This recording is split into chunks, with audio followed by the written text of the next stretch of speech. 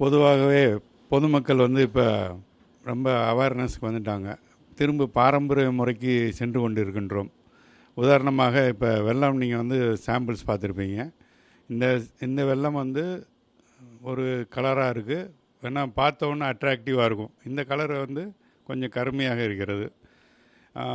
மக்கள் வந்து இன்றைக்கி ஜீனியை தவிர்த்து அடுத்து வந்து வெல்லம் பாரம்பரியமாக வெல்லம் உபயோகித்த மாதிரி வெல்லத்துக்கு போயிட்டுருக்காங்க. இந்த சூழ்நிலையில் தரமான வெல்லம் எது, தரம் இல்லாத வெல்லம் எது அப்படிங்கிறத நம்ம பார்த்து வாங்கி உபயோகித்தோம் அப்படின்னா தான் நம்ம ஜீனியிலேருந்து மாறுறதுக்கான பலனை அனுபவிக்க முடியும். உதாரணமாக இது வந்து சுத்தமான கரும்புச்சாறிலிருந்து தயாரிக்கப்பட்ட வெல்லம். இந்த வெல்லம் அப்படிங்கிறது வந்து கரும்புச்சாறுடன் வேறு பல கெமிக்கல்களும் ஜீனியும் கலந்து தயாரிக்கப்பட்ட ஒரு வெல்லம்.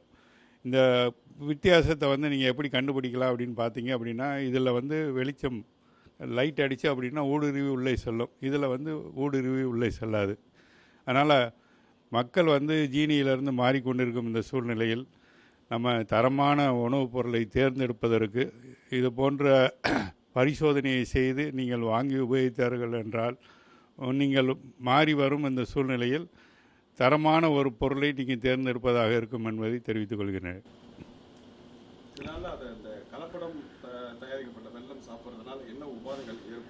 இல்லை, கலப்படம் இதில் மெயினாக பார்த்தீங்க அப்படின்னா ஜீனியை தவிர கெமிக்கல்ஸ், இந்த கலர் வர்றதுக்காண்டி கெமிக்கல்ஸ் சேர்க்குறாங்க. இந்த கெமிக்கல் சேர்க்கறதுனால உடலில் வந்து இந்த குறிப்பிட்ட இந்த குறை மட்டும் அப்படின்னு கிடையாது, பலவிதமான நமக்கு நோய்கள் வருவதற்கான வாய்ப்புகள் இருக்கிறது.